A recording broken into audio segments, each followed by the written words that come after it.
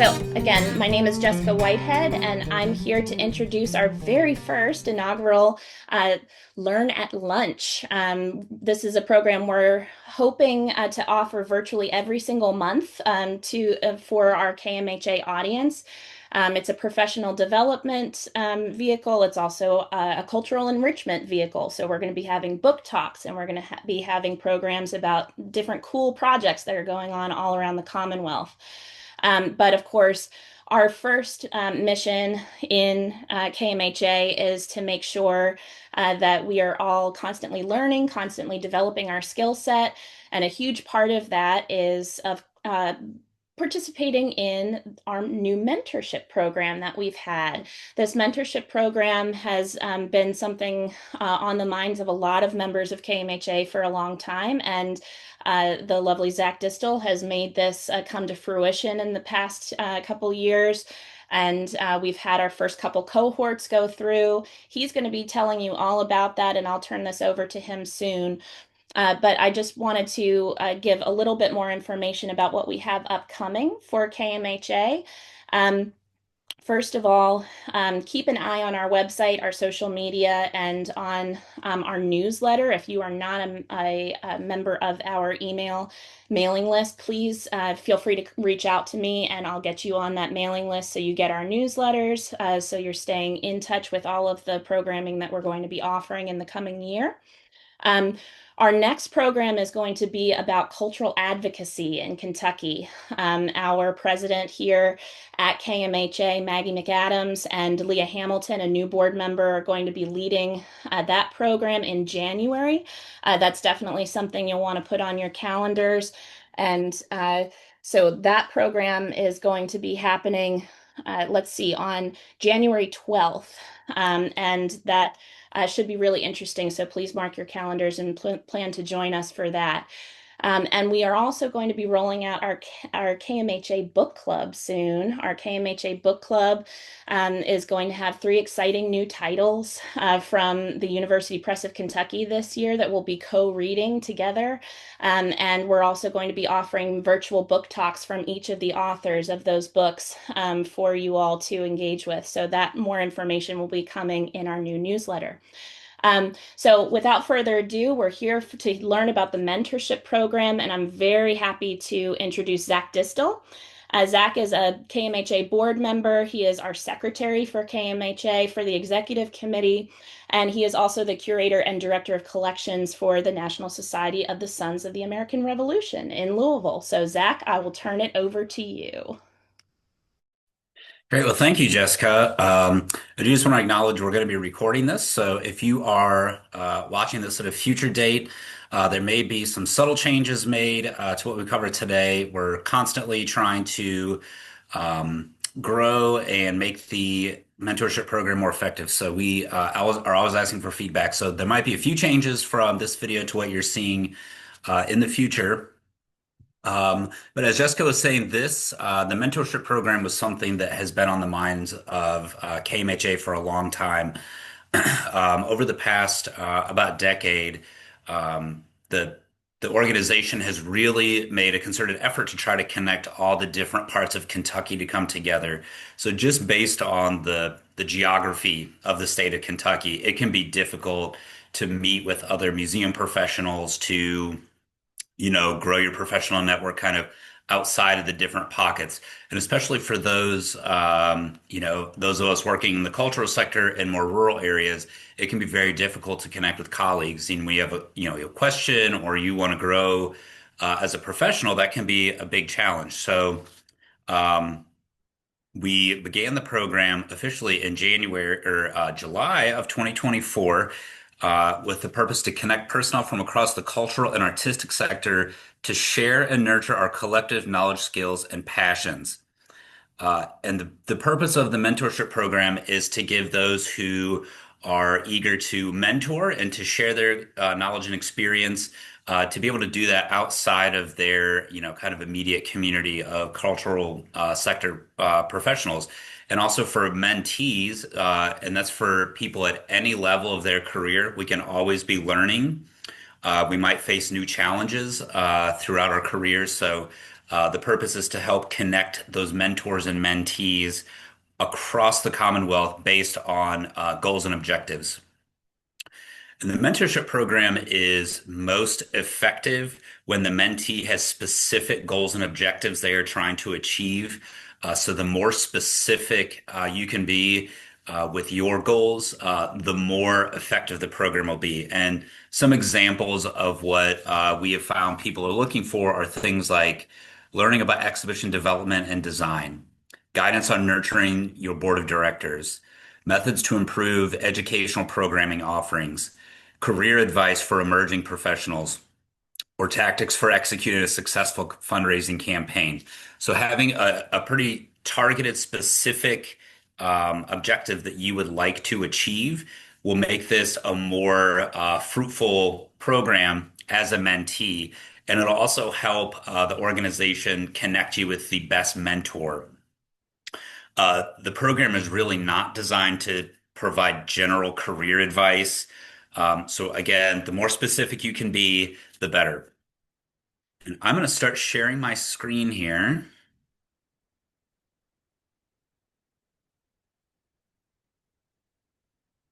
So this is the mentorship program application form. So you can find this at the KMHA website, which is kymuseums.org. And if you come up here, let me minimize to resources and you come down to mentorship program, that is how you get to this page. So the way the program really works is that it commences, we usually do two cohorts a year, and those commence on January 1st and July 1st. And we ask that you sign up at least 30 days in advance to give KMHA time to find the right mentor for you. And often that takes a bit of correspondence, things like that. Um, sorry. So the way that it really works is, again, coming up with a very specific goal you are trying to achieve. And again, this a mentee can be somewhat at any point in their career. Again, we can always learn new skills. It is a 6 month minimum mentorship. So again, that starts January 1st and then it would go to July 1st. There's no reason it has to end at that point. If the mentor and mentee want to continue their relationship or they want to move on to another topic, absolutely encourage you to do so. But if you are going to participate, KMHA really has structured it to be a 6 month tenure. And throughout that 6 months, we really ask that you hold conversations at least once a month. And that can be either virtually or in person. Again, that might really be dependent on where you are in Kentucky, if getting together in person works for you. Really, that's just a conversation to have between the mentor and mentee, whatever you are most comfortable with.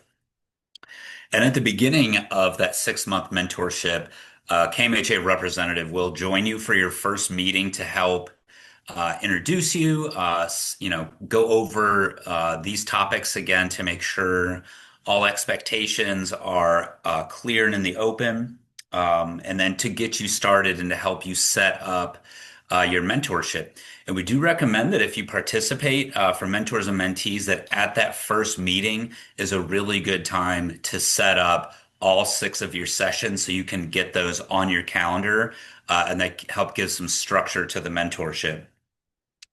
And if at any time throughout the mentorship you need a KMHA representative to either provide assistance or guidance, or to even set up Zoom meetings if need be, just get in touch with us and we're happy to step in. And for those of you who are considering signing up as a mentor, we are deeply appreciative of all of our mentors who are willing to share their time and experience. But the program is based on on the needs of the mentees. So not every mentor will be paired for each cohort. And there's a chance that, years could go by until the particular knowledge and experience you are willing to offer might be called upon. Um, but again, we're very appreciative to all the mentors. And I would also really encourage, I think everybody has something that they can offer as a mentor. We all have different experiences, educational backgrounds, career experiences. I think everybody in the field has something to offer. So if you're thinking about, you know, selecting a topic or offering your advice or expertise, I would just really encourage you to do so. Um, Everybody has something to offer. So thank you in advance for considering signing up to be a mentor. Okay, so coming down here, and two other quick things. We do ask that all participants or we require that all participants read and agree to adhere to the KMHA Code of Conduct. This is just to keep all of us safe and to also set expectations for behavior. So I'd encourage you to read over that ahead of time. And the mentorship program is a benefit reserved for KMHA members to participate as a mentee. If you are a mentor or if you are considering being a mentor, you do not have to be a member of KMHA. Again, it's really our goal to pull from the widest pool of knowledge and experience. So, please don't let that discourage you from becoming a mentor. But we do ask that you become a KMHA member to participate in the program as a mentee. So going through here, these are pretty standard fields to fill in. And when we get down to here, you will click if you're joining at or applying to be a mentor. And if you are applying to be a mentor, when you click that, this list is going to pop up. And this is where we'd really ask that you fill or check every box that you think you would be comfortable sharing guidance or expertise or knowledge about. And so we do have quite a few here. There is a box down here for others. So if there's something that's not on this list, please feel free to fill it in there. And again, if you're watching this in the future, this list is likely to change and grow over time. And for those considering becoming mentors, we are especially looking for individuals with knowledge from in all of the topics from administration to emergency planning and recovery. These are some topics that we do not have a lot of mentors who are able to speak to those. So we really would appreciate that. But again, any topic that you feel like you can talk about, please check it. So if you're signing up as a mentee, you will click this box here. And this is where we would ask that you give your 5 most significant topics for your current goals and objectives that you would like to cover in your mentorship. And we'd really ask you to consider, the rank of those. We will take those and really try to get you set up with a mentor that adheres to your first choice. So we do take those priorities very seriously. And again, down here, if you can just describe in a couple sentences what you're really hoping to learn or what you hope the outcome of your mentorship will be, the more specific you can be, the better we're going to be able to pair you up with a mentor. And then the pretty standard, um, agreeing to the code of conduct. You're not a robot, submit. And this will go out and we will get that and we will get to work. And usually we'll start getting in touch with mentees and mentors in the month leading up to January 1 or July 1. So that's a really quick overview, and I'm going to kick it back to Jessica. Thanks, Zach. So one of the things that we wanted to do is to offer some real life examples to you to see what kinds of outcomes and what kinds of benefits folks who participated already in this program, either as mentors or mentees, have experienced. So we have several mentors and several mentees here who are going to provide a brief sort of overview of what they were expecting from the mentorship program, what they feel they got out of it, and any additional comments that they have about this program and its benefits. So we're first going to start with Eric Brooks. Eric Brooks is the chief curator for Ashland, the Henry Clay Estate in Lexington. And so, Eric, I'm going to send this over to you. Thanks, Jessica. Appreciate it. Good afternoon. Good to see everybody today.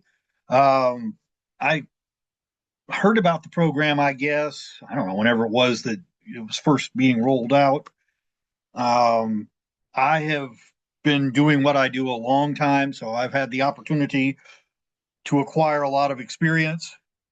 And I know that I would not have been as successful as I have been had it not been for the fact that there were people along the way, going all the way back to when I was in undergraduate school, who have offered time and opportunity and advice and experience that has smoothed my path, shaped my career, and just made it possible for me to do what I do to the degree that I am able to do it.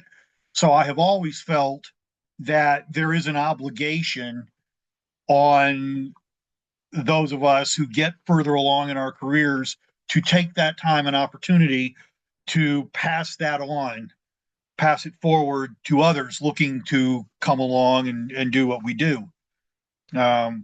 Previously, going back a ways, before KMHA, the pre-existing organizations did a thing called the Kentucky Intensive Museum Management Seminar.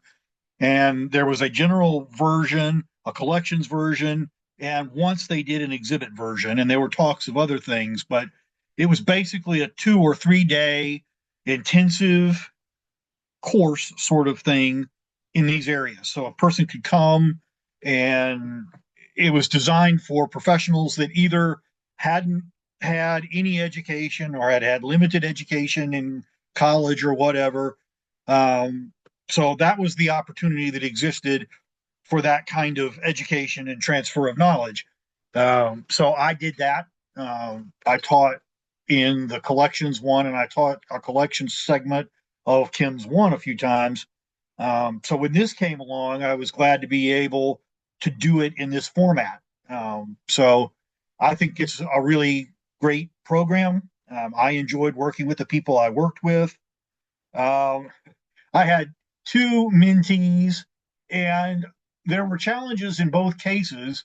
The first case, the mentee, I think, misconstrued the nature of the program. This mentee basically signed up her institution, and the expectation was that I would mentor them as they are trying to acquire a building, figure out the development of that building, and the long term future of their organization. And Zac and I kind of had to say, all right, we have 6 months. Maybe I can help you figure out who you need to talk to for that, or a plan to think about working on that, rather than let's figure that whole thing out, because that wasn't going to happen in 6 months. So it was a fine. I mean, we worked it out, but that was something that both Zac and I, and hopefully KMHA, learned. They just needed to be real clear that this is meant for an individual, not for an institution. Then the second one was an individual, and in that case, we got into the relationship, and I had a medical issue, and it sidelined me for a while, and just made it complicated a little bit. But we worked through it, and we're able to do some good things. She came over and helped me install an exhibit, for example, which was really great. Anybody who's ever visited me here knows my office is in the third floor attic, so having an extra set of hands lessens the trips up and down the stairs, which I'm always grateful for. So I think she got some things out of it, um, but it worked out very well. When I do those things, I find that it creates opportunities to reflect on things that maybe I haven't had a reason to think about in a while. Maybe I get asked a question I didn't know the answer to already, or uh, need to look at, and then I learn through doing. So I think it's a great thing all the way around, and I look forward to doing it again whenever I am needed. Thank you, Eric. I really appreciate you taking the time to tell us about your No experience. problem. Glad to do it. We're next going to hear from Tori Kennedy. Tori is the manager of youth and family programs for the Fraser History Museum in Louisville. And spoiler alert, she did a mentorship with me, actually. And so I'm really happy to invite her here to talk about the fun experience we had. Yeah, I am too. So I am currently the manager of youth and family programs at the Fraser Museum, but at the time of my mentorship program enrollment, I was actually with a different institution in Louisville.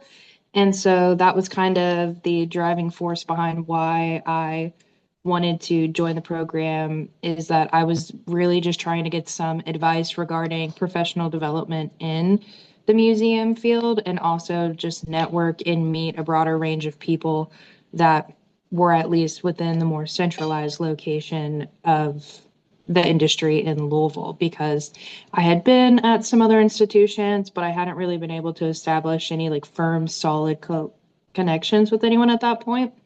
And so I was able to get connected with Jessica because I have an interest in the curatorial collections and artifact interpretation sector of the museum field. And that was something that she had obviously a lot of experience with, being the senior curator at the Derby Museum.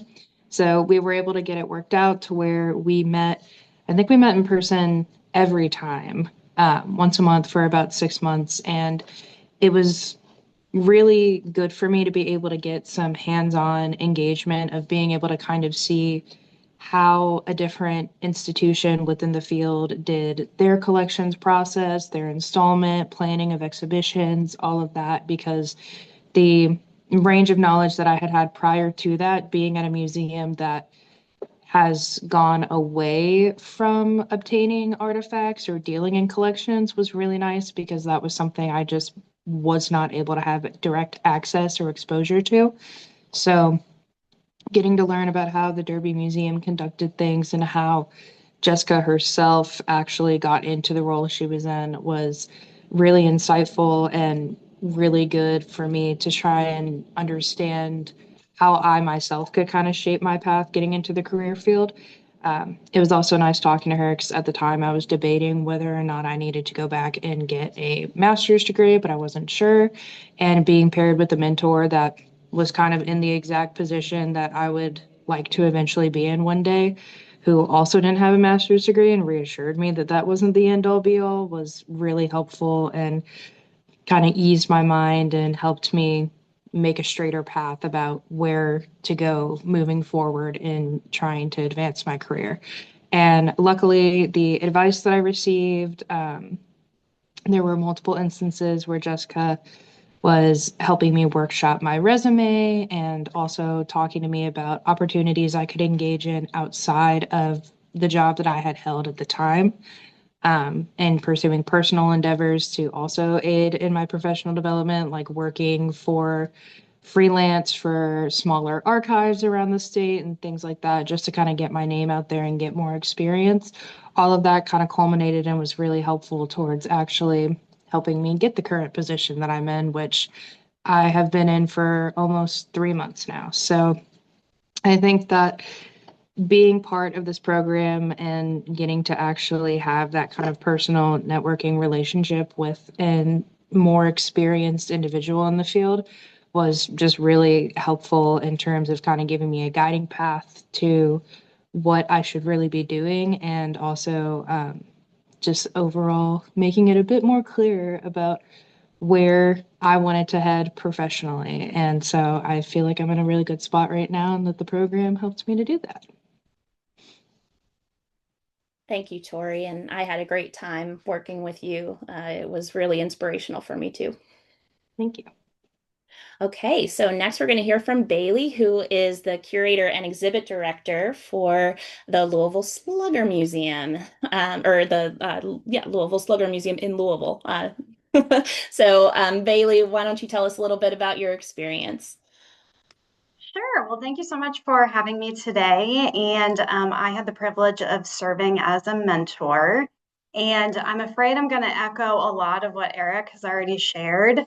Um, it was honestly a great privilege to serve as a mentor. I think it's a privilege to help folks in their professional development. And so I was paired with a grad student, and it was great to hear about what they were going through in school, the questions that they had. It was a great refresher of,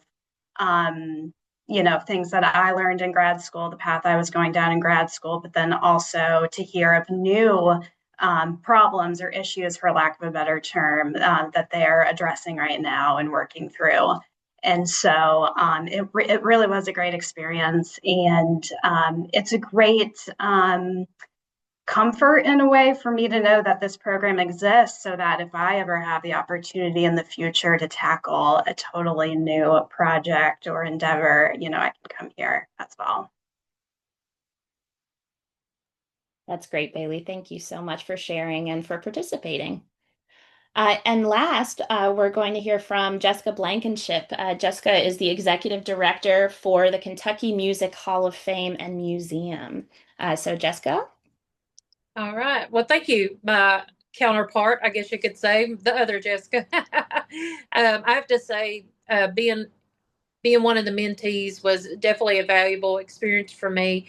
I still stay in contact with my mentor, and I was fairly fresh in the museum world. I've been with the Hall of Fame since mid 2022. I've volunteered in the past with different events, stuff like that. But actually, like diving in deep, I did transportation planning for 10 and a half years and then go right straight into museum stuff. So one of the things that we ended up doing each month, we actually had a plan. We said, okay, for this month, we're going to talk about, like, at the end of the first session, we said, okay, for month number 2, we're going to tackle this topic. So everything from cataloging, archives, which I'm very thankful to get that advice, because we had a catalog and I needed to know about cloud, having software that's in the cloud instead of on the computer, because lo and behold, thankfully we have the cloud software, because my computer that it was originally on crashed not too long ago. So thankful for that advice. But also about exhibit implementation, as well as one of the issues that we had is and many museums have got it. You've got so many items, objects, that you're running out of storage. And so she was, telling me the process and the steps, strategic planning. So a lot of things that hadn't been thought about with the museum with previous directors, I was able to implement. So I was motivated to do this mainly so I can learn from other museums. That's why I became a member. That's why I started going to the conferences and events. And I definitely recommend being part of the mentor or mentee program, because you will find out that even though you think you may know something, you probably don't know it.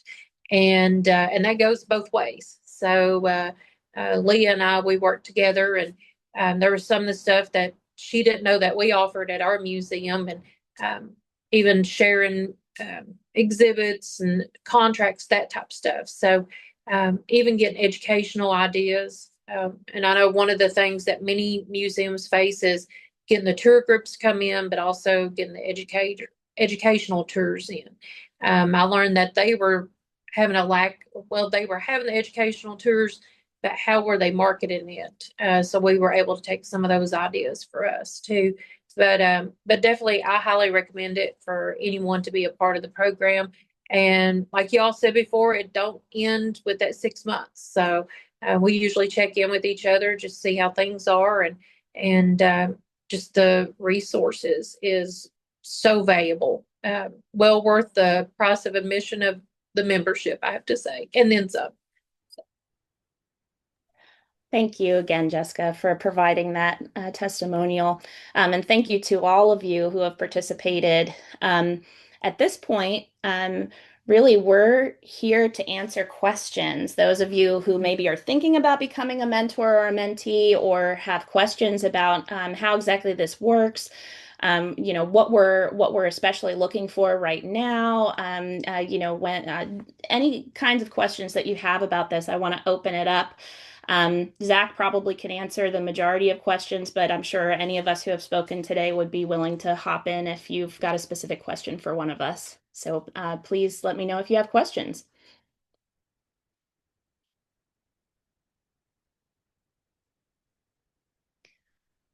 Wow, everybody's so satisfied with this presentation. Isn't that nice? Well, Zach, I guess I have one question. So, what are some of the areas where we're especially looking for some mentors to come in because we've been getting lots of requests from mentees about specific disciplines within the field? Yeah, really, it's that first kind of 20 to 25 topics in the list. So, some some of the things we get asked about a lot are, general admin, board development, but especially marketing and social media. Those are some areas that we are really looking for mentors to step in. And we found that's a bit of a challenge because for a lot of the institutions we work at, the people who do marketing and social media might not consider themselves to be a museum professional. They come from a different background. This might just be a stopover for them. But this is really one of those areas where, we ask anybody who is a member or who has considered participating in this to encourage your colleagues to participate. Even people who work outside of the museum field have things to offer. So if you have a friend who is a CPA and might be considering being a mentor, those would be great skills. If you have acquaintances who are from the legal field, those are things that we would really like to offer. So I truly mean it when I say I think everyone has something to offer. But those are some of the topics, especially that we're looking for. So admin, board relations, fundraising, marketing, and social media. And of course, all the other topics, I'm not saying they're completely covered. So, whatever you feel you have to offer, just please consider being a mentor and thank you in advance for considering that. Yeah, and I just want to reiterate how important it is to, if you've had a good experience in this program, whether or not you know somebody who is in need of a mentor, if you know people who you know would make excellent mentors who are hitting some of these areas, whether or not, as Zach said, they consider themselves museum professionals. So many of us. Are in very, very different kinds of organizations. We've got historic houses, we've got historic preservation, we've got arts organizations. We've got big museums, small museums, museums totally volunteer run, museums or 501c3s that are just getting off the ground. All of these different organizations have very different needs. I've had a unique experience the last couple years of being both involved with a big museum, the Derby Museum, and also being part of helping found a 501c3 to preserve historic structures and land in Trimble County, where it was a totally volunteer-run board. We were creating bylaws. We were, trying to do all of these sorts of things in a very grassroots, volunteer-led way that many of the people who were involved in the founding of that organization also didn't consider themselves museum professionals, but needed a little bit of a boot camp in what it means to create a mission, what it means to, go through the 501c3 process, what it means to be recruiting and safely implementing a volunteer program.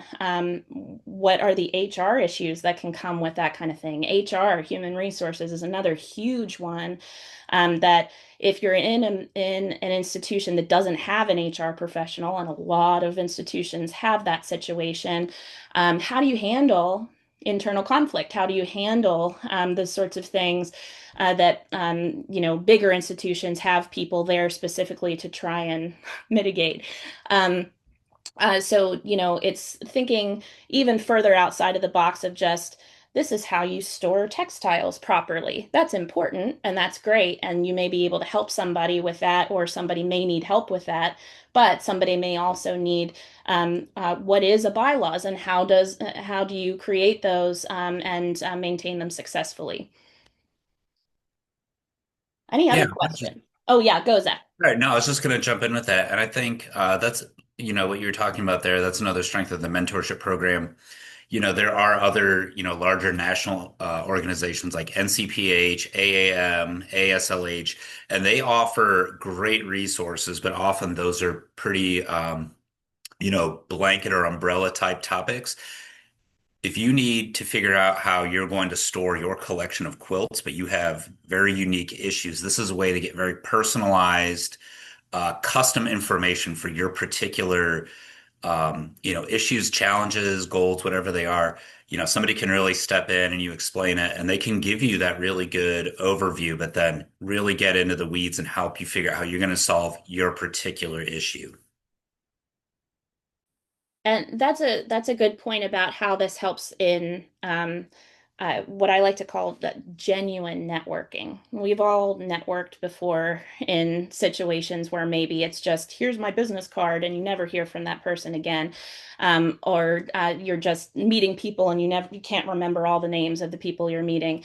Um, One of the things that I love about KMHA, and one of the things I've loved about being involved in this program, but all of the things that KMHA offers, is that the people that I'm meeting and connecting with, I'm able to do that on a more genuine level. I'm able to do that on a level that has a sustaining influence. Sometimes even a friendship develops out of these connections, where then there's a different kind of level of trust. There's also a different kind of level of engagement on what it means to be a cultural institution in Kentucky specifically, not one of these national organizations, or not even like SEMC that's regional.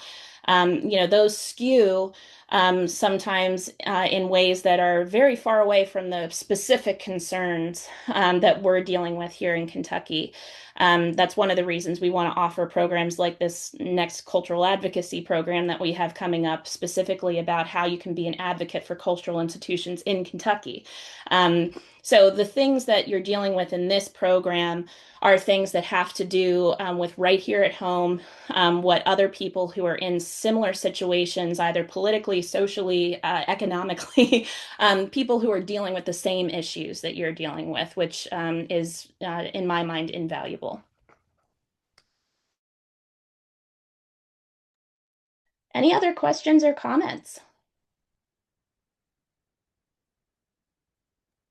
I would like to just jump in for a second too and say another benefit of this program is having dedicated time and space to talk about very specific things through school, through grad school, grad school, through internships, even jobs. It's sometimes hard to find the time to really dive into a specific topic. I know for me, it's really easy just to get caught up in the day to day. But if you have something on your calendar with someone else who's dedicated for this amount of time to just focus on this, that is a huge benefit, I think, of this program.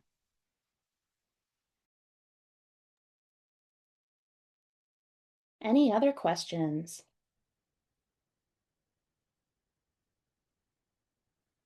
Okay, well, if there aren't any further questions, I did drop in the chat the links that you can go to check out our general website, but also to check out the specific mentorship program page that Zac was going through, that has that application, has information about our code of conduct, information about everything we've talked about today.